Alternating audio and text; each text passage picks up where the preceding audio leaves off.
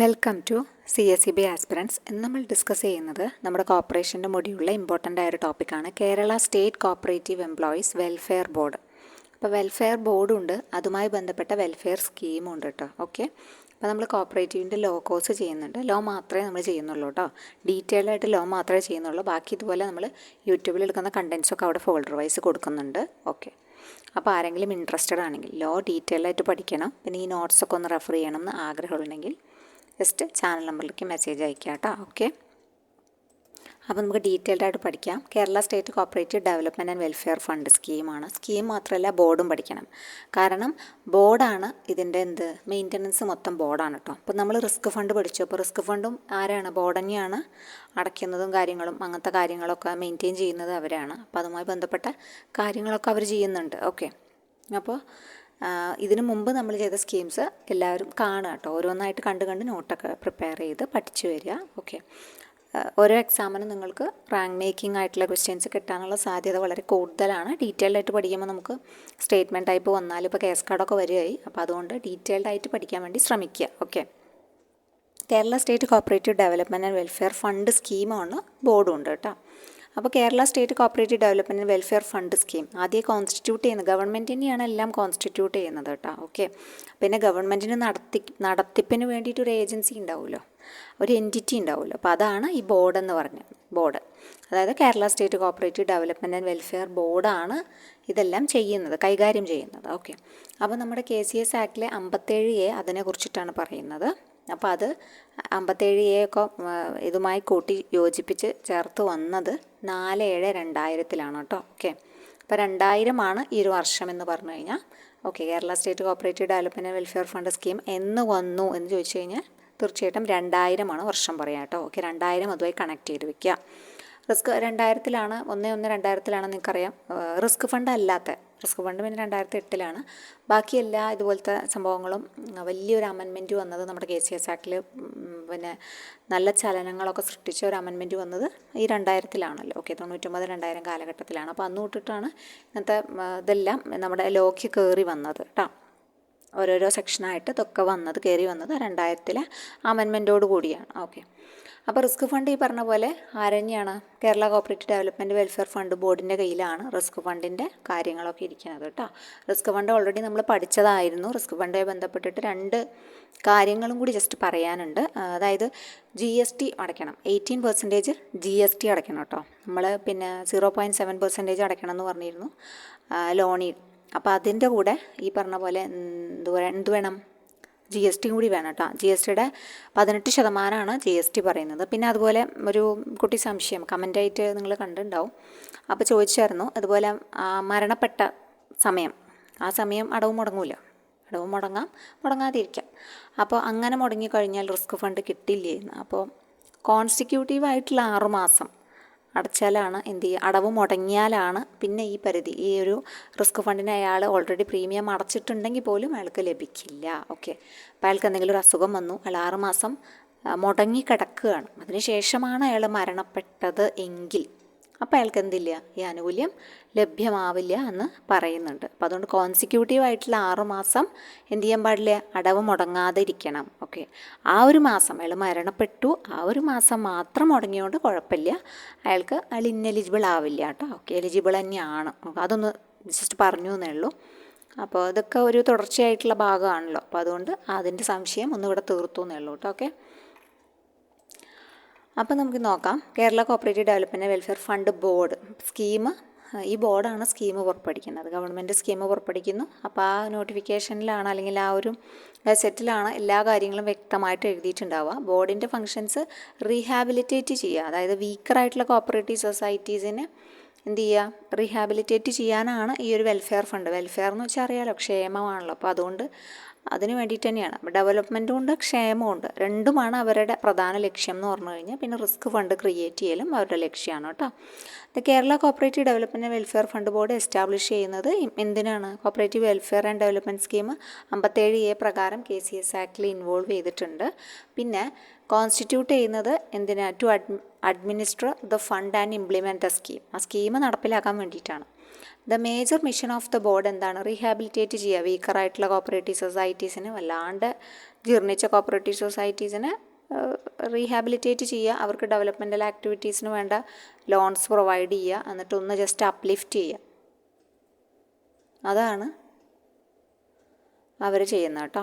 To achieve the above motto Kerala cooperative development and welfare fund has been established. അതിന് വേണ്ടിയിട്ടാണ് fund establish ചെയ്തതെന്ന് പറയാം. Okay, ഇത് administer ചെയ്യുന്നത് ബോർഡാണ് കേട്ടോ. ഓക്കെ, ഇനി അടുത്തത് വന്നിട്ട് എല്ലാ കോപ്പറേറ്റീവ് സൊസൈറ്റീസും under the control of the രജിസ്ട്രാറിൻ്റെ കീഴിലുള്ള എല്ലാ സഹകരണ സംഘങ്ങളും ഇവിടെ മെമ്പറായിരിക്കണം, ഈ കോപ്പറേറ്റീവ് വെൽഫെയർ ആൻഡ് ഡെവലപ്മെൻറ്റ് സ്കീമിൽ മെമ്പർ ആയിരിക്കണം എന്ന് പറഞ്ഞിട്ടുണ്ട്. അപ്പം പ്രത്യേകം ശ്രദ്ധിക്കണം, under the control of the registrar എന്ന് പറഞ്ഞിട്ടുണ്ട്. അതായത് രജിസ്ട്രാറിൻ്റെ കീഴിലുള്ള എല്ലാ സഹകരണ സംഘങ്ങളും shall become the members of cooperative welfare and development scheme എന്ന് പ്രത്യേകം പറഞ്ഞിട്ടുണ്ട്.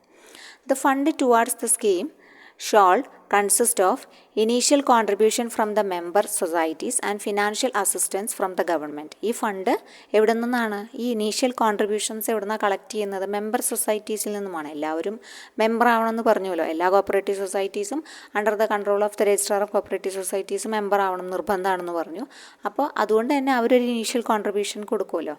പിന്നെ ഗവൺമെൻറ്റിൽ നിന്നുള്ള ഫിനാൻഷ്യൽ അസിസ്റ്റൻസും ഇവരുടെ ഒരു മേജറായിട്ടുള്ള സോഴ്സാണ്. കാരണം പണിയെടുക്കണമെങ്കിൽ സോഴ്സ് വേണമല്ലോ ഇവർക്ക്. പിന്നെ ഫിനാൻഷ്യൽ അസിസ്റ്റൻസ് മറ്റുള്ളവർക്ക് കൊടുക്കണമെങ്കിൽ സോഴ്സ് കണ്ടെത്തണം. അപ്പോൾ ഈ രണ്ട് സോഴ്സുകളാണുള്ളത്. ഒന്ന് എന്താണ്? അവരുടെ initial contribution from member societies and other one financial assistance from the government ആണ് കേട്ടോ. ഓക്കെ, അപ്പോൾ ഇത് രണ്ടും മ്യൂട്ട് ചെയ്ത് വെക്കാം. അപ്പോൾ ഈ ഇനീഷ്യൽ കോൺട്രിബ്യൂഷൻ്റെ കാര്യം പറയുകയാണെങ്കിൽ ഇനീഷ്യൽ കോൺട്രിബ്യൂഷൻ മെമ്പർ സൊസൈറ്റീസ് നിന്ന് എങ്ങനെയാണ് പിരിക്കുക? 2/1000 ഓഫ് ദ വർക്കിംഗ് ക്യാപിറ്റൽ. 2 രൂപയാണ് കേട്ടോ. ₹1000. 1000 രൂപയ്ക്ക് 2 രൂപ വെച്ച് വർക്കിംഗ് ക്യാപിറ്റൽ എത്രയാണോ അത് 1000 രൂപയ്ക്ക് 2 രൂപ വെച്ച് മാക്സിമം ഒരു 2 lakh അങ്ങനെയാണ് പറയുന്നത്. മെമ്പർ സൊസൈറ്റീസിൻ്റെ കാര്യമാണ് പറഞ്ഞത്. മാക്സിമം 2 lakh അങ്ങനെയാണ് അവരുടെ കയ്യിൽ നിന്ന് പിരിക്കുക, അവരടയ്ക്കേണ്ടത്. പിന്നെ അപ്പെക്സും സെൻട്രൽ സൊസൈറ്റീസും ആണെങ്കിൽ 1/1000 1000-ന് 1 രൂപ വെച്ച് അവർ വർക്കിംഗ് ക്യാപിറ്റലിനനുസരിച്ച് മാക്സിമം 1 ലക്ഷം രൂപ അടയ്ക്കണം. Okay, and A minimum of ₹1000 irrespective of working capital in respect of all other societies at the time of admission. Okay, ഇനി അപ്പെക്സും അതുപോലെ മെമ്പർ സൊസൈറ്റീസും അല്ലാത്ത മറ്റു സൊസൈറ്റികൾ എന്തെങ്കിലും ഉണ്ടെങ്കിൽ അവർ 1000 ₹1000 എന്ത് ചെയ്യുക? അവർ വർക്കിംഗ് ക്യാപിറ്റൽ കണക്ക് കൂട്ടണ്ട, മിനിമം 1000 രൂപ അടയ്ക്കണം എന്നാണ് പറഞ്ഞിട്ടുള്ളത്. അറ്റ് ദ ടൈം ഓഫ് അഡ്മിഷൻ്റെ സമയത്ത് ഒക്കെ ഇനീഷ്യൽ കോൺട്രിബ്യൂഷനാണ്. ഓക്കെ, അപ്പോൾ കോൺട്രിബ്യൂഷൻ്റെ കാര്യം റിസ്ക് ഫണ്ടുമായി ബന്ധപ്പെട്ട് ഡൗട്ട് ചോദിച്ചായിരുന്നു. അപ്പോൾ ആദ്യം ഇനീഷ്യൽ കോൺട്രിബ്യൂഷൻ കൊടുക്കുകയാണ് ചെയ്യുക. പിന്നെ അതിനുശേഷം അവർക്ക് പിന്നെ അവരുടെ വർക്കിംഗ് ക്യാപിറ്റൽ അനുസരിച്ചിട്ട് തന്നെയാണ് റിസ്ക് ഫണ്ട് അടയ്ക്കേണ്ടത് കേട്ടോ. റിസ്ക് ഫണ്ടിൻ്റെ കേസാണ് പറഞ്ഞത്. ഇവിടെ അതുതന്നെയാണ്. ആദ്യം ഇനീഷ്യൽ കോൺട്രിബ്യൂഷൻസ് കൊടുക്കുക, പിന്നെ അവിടെ വീണ്ടും അതുപോലെ എന്തെങ്കിലും പെൻഡിങ് ഉണ്ടെങ്കിൽ ഇതുപോലെ കൊടുക്കുക ചെയ്യുക. അതിനൊരു ബാർ വെച്ചിട്ടുണ്ടാവും, ഇത്ര നാൾക്കകം അടയ്ക്കണം എന്നുള്ളത്. അതിൻ്റെ ഉള്ളിൽ അടയ്ക്കുകയാണ് ചെയ്യുക. പിന്നെ അടച്ചിട്ടില്ലെങ്കിൽ അതിനുള്ള ഫൈനും കാര്യങ്ങളും അതൊക്കെ അവർ നിവർത്തിക്കേണ്ടി വരും. ഓക്കെ, അങ്ങനെയാണ് പറയുന്നത്. അപ്പോൾ അതേപോലെ തന്നെയാണ് ഇവിടെയും പറയുന്നത്. Initial contribution from member societies 2 രൂപ, അതായത് 1000 രൂപയ്ക്ക് 2 രൂപ വെച്ച് വർക്കിംഗ് ക്യാപിറ്റലിനനുസരിച്ച് കൊടുക്കണം. മാക്സിമം 2 ലക്ഷം കൊടുക്കണം. അപ്പെക്സ് ആൻഡ് സെൻട്രൽ സൊസൈറ്റീസ് ആണെങ്കിൽ മാക്സിമം 1 ലക്ഷമാണ് പറയുന്നത്. 1000 രൂപയ്ക്ക് 1 രൂപ വെച്ച് വർക്കിംഗ് ക്യാപിറ്റൽ അനുസരിച്ച് അടയ്ക്കണം എന്നാണ് പറയുന്നത്. മറ്റ് സൊസൈറ്റികൾ 1000 രൂപ അടയ്ക്കണം എന്ന് പറഞ്ഞു. എന്നാൽ ഇപ്പോൾ എല്ലാവർക്കും അടയ്ക്കാൻ പറ്റിക്കൊള്ളണമെന്നില്ല. നെറ്റ് ലോസ് ഉള്ള സ്ഥാപനമാണെങ്കിലോ, അല്ലേ, നെറ്റ് ലോസ് ഉള്ള സ്ഥാപനമാണെങ്കിൽ എന്താ ചെയ്യേണ്ടത്? ഹാഫ് അടച്ചാൽ മതി കേട്ടോ. ഈ പറഞ്ഞിട്ടുള്ള റേറ്റുകളുടെ ഹാഫ് മാത്രം. Half of the above mentioned rates are applicable to societies working on net loss as per tentative balance sheet അനുസരിച്ച് ലോസിൽ പ്രവർത്തിക്കുന്ന സ്ഥാപനമാണെങ്കിൽ ഓൺലി ഹാഫ് മാത്രം അടച്ചാൽ മതി. അപ്പോഴും അവർ എക്സംപ്റ്റഡ് അല്ല, ഹാഫ് അടയ്ക്കണം കേട്ടോ. പ്രത്യേകം നോട്ട് ചെയ്യുക. അപ്പോൾ ഈ 3 പോയിൻറ്റും വളരെ ഇമ്പോർട്ടൻ്റ് ആണ്. ഓക്കെ, പിന്നെ മെമ്പർഷിപ്പ് ഫീ കളക്ട് ചെയ്യുന്നുണ്ട് അഡ്മിഷൻ്റെ സമയത്ത്. അത് അപ്പെക്സ് ആണെങ്കിൽ 10000, സെൻട്രലിന് 10000, ക്ലാസ് 1 ആണെങ്കിൽ 5000, ക്ലാസ് 2 ആണെങ്കിൽ 4000, ക്ലാസ് 3 ആണെങ്കിൽ 3000, ക്ലാസ് 4 ആണെങ്കിൽ 2000. അതർ സൊസൈറ്റീസ് ആണെങ്കിൽ വർക്കിംഗ് ക്ലാസ് ഇല്ലാത്ത പുറത്തുള്ള സൊസൈറ്റീസ് ആണെങ്കിൽ 1000 പറഞ്ഞത് കേട്ടോ. ഓക്കെ, ഇനി ആനുവൽ റിന്യൂവൽ കോൺട്രിബ്യൂഷൻ, ആനുവലായിട്ടുള്ള റിന്യൂ ചെയ്യാൻ ഓരോ വർഷവും അവർ റിന്യൂ ചെയ്യണം. അത് 10% കേട്ടോ. ഇനീഷ്യൽ കോൺട്രിബ്യൂഷൻ അപ്പെക്സ് സൊസൈറ്റീസ് ആണെങ്കിൽ എന്ത് ചെയ്യണം? ഇനീഷ്യൽ കോൺട്രിബ്യൂഷൻ്റെ 10% റിന്യൂ ചെയ്യണം. Apex and central societies and at the rate of 5% ആണ് കേട്ടോ. 5% of initial contribution subject to minimum 100 ആണ് മറ്റെല്ലാ മെമ്പർ സൊസൈറ്റികൾക്കും ഉള്ളത് കേട്ടോ. ആനുവൽ റിന്യൂവൽ കോൺട്രിബ്യൂഷൻ 10% ഉണ്ട്, 5% ഉണ്ട് കേട്ടോ. 10% ഉണ്ട്, 5% ഉണ്ട്. ഓക്കെ, 10% അപ്പെക്സ് ആൻഡ് സെൻട്രൽ സൊസൈറ്റീസിനാണ്, 5% മറ്റുള്ളവർക്കാണ്. മിനിമം 100 ഉണ്ട്. മൂന്നൊന്ന് ജസ്റ്റ് ഓർത്തിരിക്കുക കേട്ടോ. ഓക്കെ, ഇനി പ്രത്യേകം ശ്രദ്ധിക്കുക, ഇനീഷ്യലായിട്ടുള്ള കോൺട്രിബ്യൂഷൻ മെമ്പർ സൊസൈറ്റീസിന് റീഫണ്ട് കിട്ടും കേട്ടോ, തിരിച്ചു കിട്ടും. അതായത് ഒരു 20 വർഷം കംപ്ലീറ്റ് ചെയ്തു, അഡ്മിഷൻ നടത്തിയിട്ട് 20 വർഷമൊക്കെ കംപ്ലീറ്റ് ചെയ്യുകയാണെങ്കിൽ അവർക്ക് എന്ത് ചെയ്യും, ഇനീഷ്യൽ കോൺട്രിബ്യൂഷൻ എന്ത് ചെയ്യും, റീഫണ്ട് ചെയ്യപ്പെടും കേട്ടോ. ഓക്കെ, അത് ജസ്റ്റ് ഒന്ന് നോട്ട് ചെയ്താൽ മതി, ജസ്റ്റ് ഒന്ന് മനസ്സിലാക്കി വെച്ചാൽ മതി കേട്ടോ. ഓക്കെ, അപ്പോൾ അത് ഇമ്പോർട്ടൻ്റ് ആണ്. അപ്പോൾ കുറച്ച് കാര്യങ്ങൾ, ഈ ഒരു പോയിൻറ്റുകളൊക്കെ ഇവിടെ വന്നിട്ടുണ്ട്, അപ്പോൾ അതൊന്ന് നിങ്ങൾ മെമ്മറൈസ് ചെയ്ത് വെക്കുക കേട്ടോ. പിന്നെ ബോർഡിൽ 15 ആളാണ് നോർമലി ഉള്ളത്. ഇപ്പോൾ കൊടുത്തിട്ടുള്ളത് സൈറ്റിൽ ലഭ്യമായിട്ടുള്ളത് 11 ആളാണ് കൊടുത്തിട്ടുള്ളത്. പക്ഷേ നമ്മൾ മിനിസ്റ്ററാണ് ഇവിടെ ചെയർമാനായിട്ട് വരിക. അപ്പോൾ അത് മാത്രം നിങ്ങൾ നോക്കിയാൽ മതി. ബാക്കി ആരുണ്ട് എന്തുണ്ടെന്നൊന്നും ഡീറ്റെയിൽ ആയിട്ട് ചോദിക്കുന്നുണ്ടാവില്ല. മിനിസ്റ്റർ മാത്രം നോക്കുക, ചെയർമാനായിട്ടുള്ളത് മിനിസ്റ്ററാണെന്ന് മാത്രം നോക്കുക. ഇപ്പോഴുള്ള സഹകരണ വകുപ്പ് മന്ത്രിയാണ് ചെയർമാനായിട്ടുള്ളത് നോക്കുക. പിന്നെ നമ്മുടെ കേരള ബാങ്കിൽ നിന്ന് പ്രസിഡൻ്റ് ഉണ്ട്, അതുപോലെ സ്റ്റേറ്റ് കോപ്പറേറ്റീവ് യൂണിയൻ്റെ ചെയർമാൻ ഉണ്ടല്ലോ, അങ്ങേരുണ്ട്. ഒരുവിധം ഇമ്പോർട്ടൻ്റ് ആയ ആൾക്കാരെല്ലാം ഉണ്ട് കേട്ടോ. Okay, 3 eminent cooperators nominated by government. PSES എന്ന് ഗവൺമെൻറ് നോമിനേറ്റ് ചെയ്യുന്ന 2 റെപ്രസെൻറ്റേറ്റീവ് ഉണ്ട്. DCBന്ന് അതുപോലെ പ്രസിഡൻറ്റ്, 2 പ്രസിഡൻറ്റുമാരുണ്ട്. അങ്ങനെയാണ് ഉള്ളത് കേട്ടോ. പിന്നെ നമ്മുടെ ഗവൺമെൻറ് സെക്രട്ടറി ഓഫ് കോർപ്പറേഷൻ ഉണ്ട്, രജിസ്ട്രാർ ഉണ്ട്, അവരെല്ലായിടത്തും ഉണ്ടല്ലോ. SC/ST എന്നുണ്ട്, എല്ലാം ഓരോന്നുണ്ട്. എല്ലായിടത്തുനിന്നും രജിസ്ട്രാറുടെ നിയന്ത്രണത്തിലുള്ള എല്ലാ റെപ്രസെൻറ്റേറ്റീവ്സ് ഞാൻ പറഞ്ഞയക്കും. പിന്നെ ഉള്ള 2 ഇമ്പോർട്ടൻ്റ് ആയിട്ടുള്ള പോയിൻ്റ്, സെക്രട്ടറി ആരാന്ന്. സെക്രട്ടറി ജോയിൻറ്റ് രജിസ്ട്രാർ ആവണം. ആ ഒരു റാങ്കിലുള്ള ഉദ്യോഗസ്ഥനാണ് സെക്രട്ടറി ആവുക കേട്ടോ. സെക്രട്ടറി അല്ലെങ്കിൽ ട്രഷറർ ഓഫ് ദ ബോർഡ് എന്നാണ് പറയുക. ബോർഡിനെ കൈകാര്യം ചെയ്യാൻ, ധനം എല്ലാം കൈകാര്യം ചെയ്യാൻ ആൾക്കാർ വേണമല്ലോ. അപ്പോൾ സെക്രട്ടറിയുടെ പണി full all in all work സെക്രട്ടറിക്കാണ് അല്ലെങ്കിൽ ട്രഷറർക്കാണെന്ന് പറയാം. ജോയിൻറ്റ് രജിസ്ട്രാറാണ്, പദവിയിലുള്ള ആൾക്കാരാണ് കോപ്പറേറ്റീവ് സൊസൈറ്റീസിൽ അവർ വയ്ക്കുക. ക്വാറം 8 ആണെന്ന് കേട്ടോ. ക്വാറം ആദ്യം 5 ആയിരുന്നു, പിന്നീട് 2009 ഒരു സർക്കുലറും കൂടി വന്നിട്ടുണ്ട്. അപ്പോൾ അതിൽ 8 ആക്കിയിട്ടുണ്ട് കേട്ടോ. ക്വാറം ഓഫ് ദ ബോർഡ് 8 ആക്കിയിട്ടുണ്ട്. The board shall constitute by the government from time to time. മിനിസ്റ്ററാണ് ചെയർമാനായിട്ട് വരിക. ഒരു വൈസ് ചെയർമാൻ ഉണ്ടായിരിക്കും, അത് ഗവൺമെൻറ് നോമിനേറ്റ് ചെയ്ത് ആളാണ് വൈസ് ചെയർമാനായിട്ട് വെക്കുക. അതും ഈ പറഞ്ഞ പോലെ ഗവൺമെൻറ്റാണ് കേട്ടോ. ചെയർമാനൊക്കെ ഉള്ളത് from among the members of the ബോർഡിൽ നിന്നും, അതർ ദാൻ ചെയർമാൻ അല്ലാത്ത വേറൊരു വ്യക്തിനെ വൈസ് ചെയർമാനായിട്ട് ബോർഡിൽ നിന്നും ആരാണ്, ഗവൺമെൻറ് തന്നെയാണ് നോമിനേറ്റ് ചെയ്യുക. ഓക്കെ, അപ്പം അതൊക്കെ പഠിച്ചു. സെക്രട്ടറി മനസ്സിലായി. സെക്രട്ടറിയുടെ റാങ്ക് എത്രയാണോ, ജോയിൻറ്റ് രജിസ്ട്രാർ അറിയാം, ആ ഒരു റേഞ്ചിലുള്ള ആൾക്കാരാണ്. പിന്നെ ബോർഡ് കോൺസ്റ്റിറ്റ്യൂട്ട് ചെയ്യുന്ന ഗവൺമെൻറ്റാണ്. മിനിസ്റ്ററാണ് ചെയർമാനായിട്ട് വരിക. വൈസ് ചെയർമാൻ നോമിനേറ്റ് ചെയ്യുക ഗവൺമെൻറ്, മെമ്പേഴ്സിൽ നിന്നും നോമിനേറ്റ് ചെയ്യും. ഓക്കെ, അപ്പോൾ അങ്ങനത്തെ കാര്യങ്ങളൊക്കെ പഠിക്കുക. ടേം 5 വർഷമാണെന്ന് പഠിക്കണം കേട്ടോ. ടേം 5 വർഷമാണെന്ന് പഠിക്കണം. പ്രസൻറ്റ് VN വാസവനാണ് മിനിസ്റ്റർ ഓഫ് കോർപ്പറേഷൻ, അദ്ദേഹമാണ് ചെയർമാനായിട്ടുള്ളത്. പിന്നെ പ്രത്യേകിച്ച് ഇപ്പോൾ ഞാൻ പറഞ്ഞല്ലോ, പുതിയൊരു മാറ്റം വന്നപ്പോൾ ഈ വെൽഫെയർ ആക്ടിവിറ്റീസും കൂടി, അതായത് best primary cooperative society award വേണമെങ്കിൽ അതിനുള്ള തുക ഈ ഫണ്ടിൽ നിന്ന് എടുക്കാം കേട്ടോ. അതുപോലെ ബെസ്റ്റ് DCB അതിനൊക്കെയുള്ള തുക, പിന്നെ സ്റ്റഡി കണ്ടക്ട് ചെയ്യുക, ഗ്രാൻറ്റുകൾ കൊടുക്കുക, റിസർച്ച് കണ്ടക്ട് ചെയ്യുക, കളക്ഷൻ ഓഫ് പ്രോസസ്സിങ്, അതൊക്കെ ചെയ്യാൻ പറ്റും.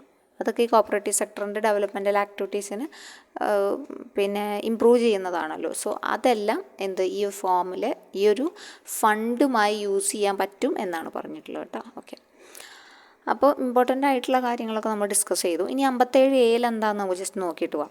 57A cooperative development welfare fund ആണല്ലോ. ഓക്കെ, അപ്പോൾ ഈ വെൽഫെയർ ഫണ്ടിൽ എന്തൊക്കെയാണെന്ന് ജസ്റ്റ് നോക്കാം. ഗവൺമെൻറ്റാണ് നോട്ടിഫിക്കേഷൻ ഗസറ്റിൽ പ്രഖ്യാപിക്കുക. അപ്പോൾ 2000 അങ്ങനെയാണ് വന്നത്. Cooperative welfare and development scheme establish ചെയ്തു.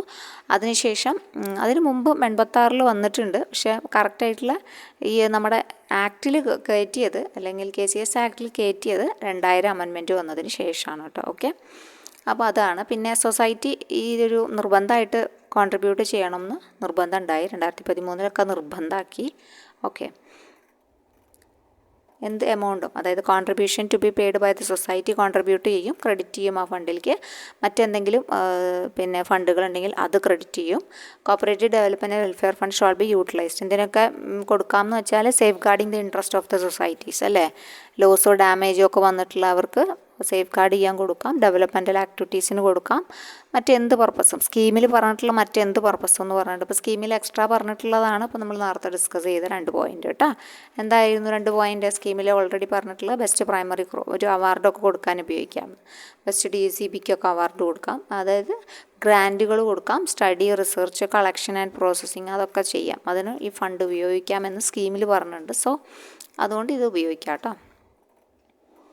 പിന്നെ പറഞ്ഞിട്ടുള്ളത് ടൈം ആൻഡ് മാനർ, കോൺട്രിബ്യൂഷൻ എങ്ങനെ ചെയ്യണം, rate of contribution, administration of the fund, ഇതൊക്കെ സ്കീമിൽ പറഞ്ഞിട്ടുണ്ടാവും എന്നാണ് പറയുന്നത്. The purpose for which the fund may be utilised for developmental activities of the societies, the conditions under which the fund may be expended for payment of relief, സൊസൈറ്റിക്ക് റിലീഫിന് വേണ്ടിയിട്ട് payment കൊടുക്കുന്നതാണ് ഈ ഒരു കൺസെപ്റ്റ് എന്ന് പറഞ്ഞത്. അതിന് വേണ്ടിയിട്ടാണ് അത് ക്രിയേറ്റ് ചെയ്തിട്ടുള്ളത്. The manner in which the accounts of the fund shall be kept, അതെല്ലാം അതാണ്. ഇപ്പോൾ ബോർഡ് തന്നെയാണ് അതെല്ലാം കൈകാര്യം ചെയ്യുന്നത് കേട്ടോ. പിന്നെ ഇനി 1-2 പോയിന്റുകൾ കൂടി പറയാനുണ്ട്. അതായത് ഡീഫോൾട്ട് എന്തെങ്കിലും കോൺട്രിബ്യൂഷൻ കൊടുക്കണം എന്ന് പറഞ്ഞു, എന്തെങ്കിലും അല്ല പറഞ്ഞിട്ടുള്ള റേറ്റിനനുസരിച്ച് അടയ്ക്കണം. അപ്പോൾ അവിടെ എന്തായാലും ഡീഫോൾട്ട് വരുത്തുമല്ലോ. അപ്പോൾ അങ്ങനെ ഡീഫോൾട്ട് വരുത്തി കഴിഞ്ഞാൽ രജിസ്ട്രാറാണ് എന്ത് ചെയ്യുന്നത്, പിന്നെ ഇതിൽ ഓൾ സൊസൈറ്റീസ് രജിസ്ട്രാറുടെ കീഴിലുള്ളതാണല്ലോ വന്നിട്ടുള്ളത്. അപ്പോൾ അതുകൊണ്ട് രജിസ്ട്രാർ പ്രോംപ്റ്റ് പേയ്മെൻറ്റ് നടത്തുന്നുണ്ടോ, കോൺട്രിബ്യൂഷൻസ് പ്രോംപ്റ്റ് ചെയ്യുന്നുണ്ടോ എന്ന് എൻഷുർ ചെയ്യേണ്ടത് ആരുടെ ചുമതലയാണെന്ന് പറഞ്ഞു കഴിഞ്ഞാൽ രജിസ്ട്രാർ ഓഫ് കോപ്പറേറ്റീവ് സൊസൈറ്റീസിൻ്റെ ചുമതലയാണ് കേട്ടോ. Registrar of cooperative society shall ensure the prompt payment നടത്തുന്നുണ്ടോ, കറക്റ്റ് കോൺട്രിബ്യൂഷൻസ് അടയ്ക്കുന്നുണ്ടോ എന്ന് നോക്കണം. Within 3 months after the completion of financial year, സാമ്പത്തിക വർഷം അവസാനിച്ച് 3 മാസത്തിനകം ഇത് അടയ്ക്കണം. അങ്ങനെ ഫെയിലായി കഴിഞ്ഞാലാണ് അവരുടെ ചീഫ് എക്സിക്യൂട്ടീവ് എന്ത് ചെയ്യുക, ലയബിൾ ടു ഇൻട്രസ്റ്റ് പേ ചെയ്യേണ്ടി വരും ഡീഫോൾട്ട് എമൗണ്ടിന്. കോൺട്രിബ്യൂഷൻസ് അത് 12% ആണ് പറയുന്നത്. സോ ആ 12% ജസ്റ്റ് ഒന്ന് നോട്ട് ചെയ്ത് വെക്കണം കേട്ടോ. ഡീഫോൾട്ട് കോൺട്രിബ്യൂഷൻസ് വരുത്തിയ സെക്രട്ടറി എത്ര അടയ്ക്കേണ്ടി വരും, 12% അടയ്ക്കേണ്ടി വരും എന്നും കൂടി ഓർക്കുക. പിന്നെ കോപ്പറേറ്റീവ് സൊസൈറ്റീസ് കറക്റ്റായിട്ട് പ്രോംപ്റ്റായിട്ട് പേയ്മെൻറ്റ് നടത്തുന്നുണ്ടോ, കോൺട്രിബ്യൂഷൻസ് ഒക്കെ കറക്റ്റ് ആണോ എന്ന് നോക്കേണ്ട ഉത്തരവാദിത്തം, എൻഷുർ ചെയ്യേണ്ട ഉത്തരവാദിത്തം ആരിലാണ്, രജിസ്ട്രാറിലും ഉണ്ട് കേട്ടോ. രജിസ്ട്രാറും കൂടി എന്ത് ചെയ്യണം, അത് സ്ക്രൂട്ടിനൈസ് ചെയ്യണം, കറക്റ്റായിട്ട് അടവൊക്കെ നടക്കുന്നുണ്ടോ എന്ന് നോക്കണം. അപ്പം അത്യാവശ്യം മേജറായിട്ടുള്ള വേണ്ട കുറച്ച് ഇമ്പോർട്ടൻറ്റ് പോയിൻറ്റുകളൊക്കെ നമ്മൾ പറഞ്ഞു. അപ്പോൾ നമുക്ക് എക്സാം ആയില്ല, എക്സാം ആവാനായി. അപ്പോൾ ഇനിയും സ്കീമുകളുണ്ട് കേട്ടോ. അപ്പോൾ സ്കീമുകൾ കഴിഞ്ഞിട്ടില്ല, പക്ഷേ ഇനിയുണ്ട്. അപ്പോൾ നമ്മളിനി എന്ത് ചെയ്യാം, കിട്ടിയ ഫാക്റ്റൊക്കെ വെച്ച് നിങ്ങൾ നന്നായിട്ട് റിവൈസ് ചെയ്യുക. എക്സാമൊക്കെ നല്ല പിന്നെ സീരിയസോടുകൂടി പഠിച്ച് മാക്സിമം റിവൈസ് ചെയ്ത് എഴുതുക. 2 ദിവസം കൂടിയല്ലേ ഉള്ളൂ, അപ്പോൾ അതിനനുസരിച്ച് പ്രിപ്പയർ ചെയ്ത് എഴുതുക. അപ്പോൾ നമ്മൾ ഇനി എക്സാം കഴിഞ്ഞാൽ നമ്മൾ വീഡിയോ ഇടുള്ളൂ കേട്ടോ. ഓക്കെ, അപ്പോൾ ഇനി 2 ദിവസം എല്ലാവരും ഒന്ന് മൈൻഡൊക്കെ ഒന്ന് ഫ്രഷ് ആക്കാനുള്ള സമയമാണ്. ഓവർലോഡ് അടിക്കരുത്, സമാധാനമായിട്ട് എന്ത് ചെയ്യുക, പഠിച്ച കണ്ടൻറ്റുകളൊക്കെ ഒന്ന് ഓർത്തെടുക്കാൻ ശ്രമിക്കുക. ഇക്വേഷൻസൊക്കെ ഒന്ന് നോക്കുക. ഇംഗ്ലീഷ് ആണെങ്കിൽ ജസ്റ്റ് റൂൾസൊക്കെ ഒന്ന് നോക്കുക കേട്ടോ. അത് മാത്രമേ ഉള്ളൂ. അത് മാത്രം നിങ്ങളൊന്ന് സമാധാനമായിട്ട് ചെയ്ത് അതിന് ശേഷം സമാധാനമായിട്ട് പോയിട്ട് എക്സാമൊക്കെ അറ്റൻഡ് ചെയ്യുക. അപ്പോൾ 12-ാം തീയതി എക്സാം എഴുതുന്ന എല്ലാവർക്കും വിജയാശംസകൾ കേട്ടോ. ഓക്കെ, ഇപ്പം കിട്ടുമോ കിട്ടില്ലേ എന്നൊന്നുമല്ല, അങ്ങനത്തെ ധാരണയൊന്നും വേണ്ട. നമ്മൾ പഠിച്ചത് നമ്മൾ പോയിട്ട് പ്രസൻറ്റ് ചെയ്ത് പോരുക. ഓക്കെ, വീണ്ടും അടുത്ത മാസം നമുക്ക് എക്സാം ഉണ്ട്. ഓക്കെ, അപ്പോൾ ആ ഒരു സമാധാനത്തോട് കൂടിയിട്ട് സമാധാനമായിട്ട് പോയിട്ട് എക്സാം എഴുതുക. അപ്പോൾ എക്സാമിന് ശേഷം നമ്മൾ ഇനി അടുത്ത വീഡിയോ ഉണ്ടാവുള്ളൂ കേട്ടോ. ഓക്കെ, അപ്പോൾ അതുവരെ ബൈ പറയണം. ഇനി അടുത്ത വീഡിയോയിൽ കാണാം കേട്ടോ. Thank you.